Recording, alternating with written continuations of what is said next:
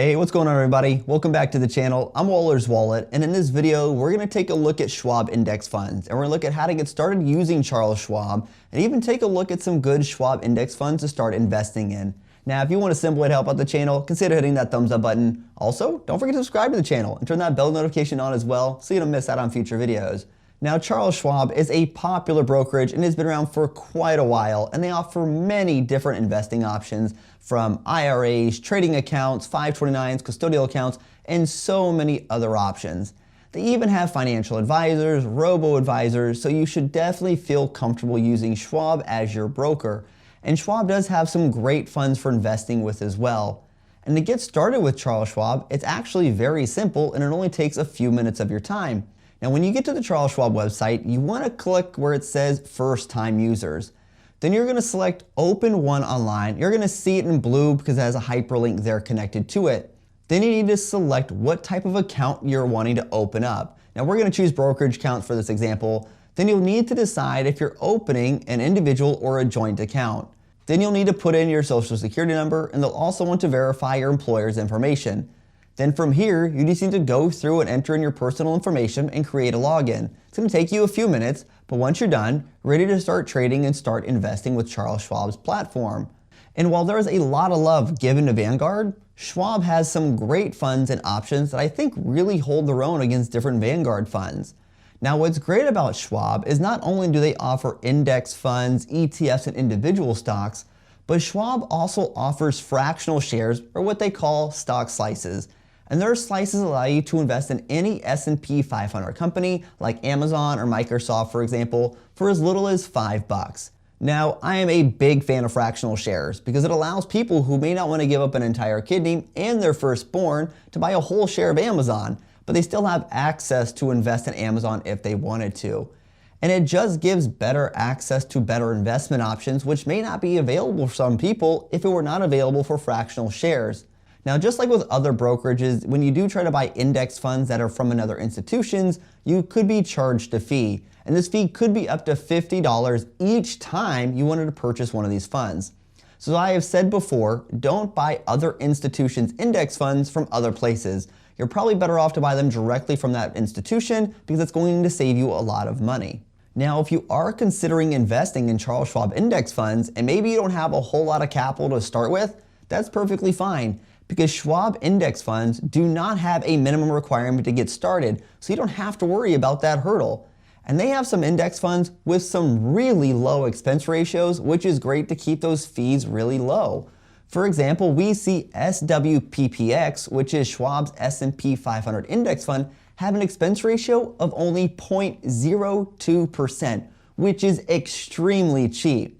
Now, Schwab does also allow automatic investing for their one-source mutual funds, and there is a minimum investment of $100 to set up automatic investing. In the one-source mutual funds, they do include non-Schwab funds, but again, in general, it's not a good idea to use those due to the potential fees. And setting up automatic investment, it really just takes the work off of you, and it's just one less thing that you have to worry about. Now, to get to Schwab's index funds, you have a few ways. You can go up to where it says Products and select Index Funds and ETFs. You can also go to where it says Research so you can get a better look at the fund options. And when you select Research, you actually want to choose Mutual Funds. And from here, you can select and filter out by so many different options. And you can choose to filter out different institutions like Vanguard or T. Rowe Price, or even choose by a certain category.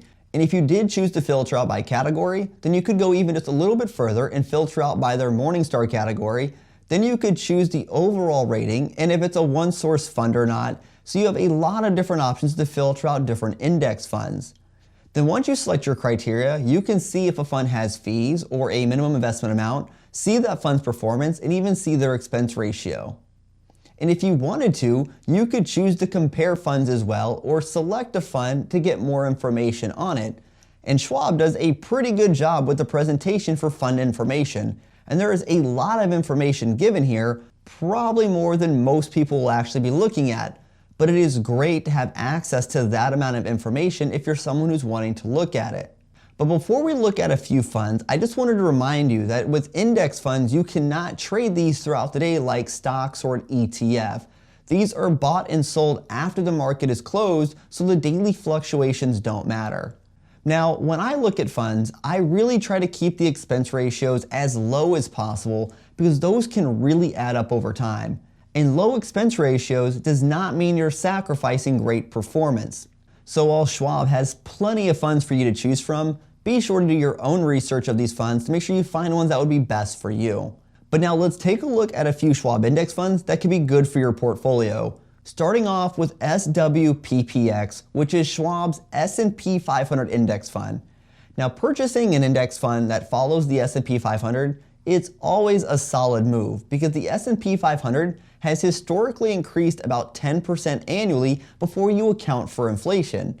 At SWPPX, it has 508 different stocks in its fund, and when you look at the top 10 holding, it accounts for about 27.85% of the overall portfolio. Then as far as fees are concerned, the expense ratio is only 0.02%. That is $2 for every $10,000 you have invested, which is super cheap. And to get started investing in SWPPX, you only need $1. Now, when it comes to dividends on this index fund, Schwab actually pays them out annually in December, and it has a dividend yield of 1.78%. And as you would expect, the performance is pretty much spot on with the S&P 500. Then we have SWTSX, which is Schwab's total market index fund. And while S&P 500 indexes are great, so are total market index funds. And total market index funds track the entire US stock market, which includes things like small caps, mid caps, and large cap companies. And this fund has 3,226 different stocks in its portfolio, with its top 10 holdings making up 22.7% of the portfolio. And with SWTSX, it has an expense ratio of just 0.03%. Again, this is very cheap. And for comparison, Vanguard's SWTSX, which is their total market index fund, has an expense ratio of 0.04%. And this fund also has no minimum requirement to get started investing in it. And as for the dividend, SWTSX, it pays out a dividend annually in December and has a dividend yield of 1.58%. And as per performance, it has historically done really well, with a 10-year return being just about 13.75%. Then we have SNXFX, which is Schwab's 1000 index fund. And the Schwab 1000 index fund follows 1,000 of the largest publicly traded companies in the US, and it's built to measure both the performance of the mid-cap and large-cap companies. And while it may track the Schwab 1000 index, SNXFX has 988 different stocks in its portfolio, and the top 10 holdings make up about 24.59% of the entire portfolio. And SNXFX has an expense ratio of 0.05%. So it's higher than the other two we've talked about so far, but $5 for every $10,000 you've invested is still very reasonable. And again, no minimum amounts to get invested in this fund. And the dividend for this fund is paid out annually in December, and it has a dividend yield of 1.65%.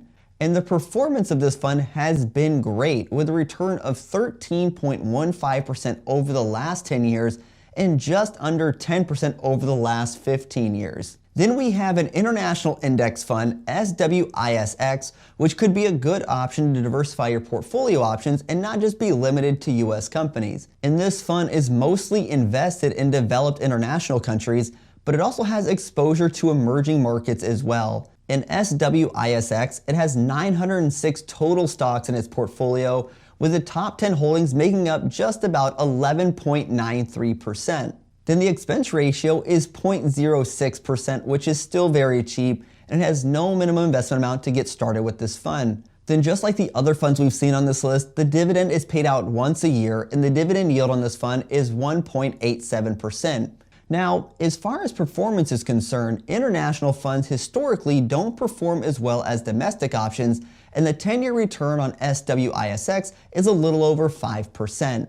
Then we have SWLGX, which is Schwab's Large Cap Growth Index.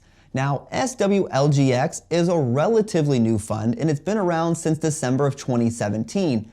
But in looking at this fund, it could still be a good option for you as well. Now, this fund, as the name suggests, uses large cap growth stock, and it selects stocks that are in the Russell 1000 Growth Index. And this fund consists of 458 different stocks, with its top 10 holdings making up 44.36%. So it is very top heavy. And actually, Apple, Microsoft, and Amazon make up 28.3% of its holdings. And this fund has an expense ratio of just 0.035%. Again, very low. And there's no minimum investment amount to get started investing in SWLGX. And the dividends are paid out also on an annual basis, and the dividend yield is just 0.68%. But growth stocks or growth funds generally have lower or no dividend payout as they reinvest that money back into the company. But while this is a newer fund, we can look at its current returns to see how it's doing. And at its 1 and 3 year mark, it's currently performing better than large growth overall, and compared to the S&P 500, it's doing much better at the moment. Now, Schwab is a big player for people when it comes to investing, and to make an account, it only takes a few minutes. But once you set it up, you have access to so many different valuable investment options, not only for yourself, but also if you possibly want to set up funds maybe for your kids if you have kids. And I love the ability to be able to purchase fractional shares, and I really hope we see this trend continues, because it gives companies access to more people, and it gives people access to more companies, which just seems to be a win-win for everyone. Then for their index funds, you have to love the fact there are no minimum requirements to get started with so many different valuable funds. And Schwab has some fantastic options that have low expense ratios as well. Although they do have some funds with higher expense ratios, so you do want to be aware of that. And you can even set up certain funds on auto investing, so you don't even have to think about it. But one thing that really seems to follow many of their index funds is a single dividend payout once per year instead of quarterly or even semi-annual dividend payouts. And that could play a part in your reinvesting as well as your compounding strategy.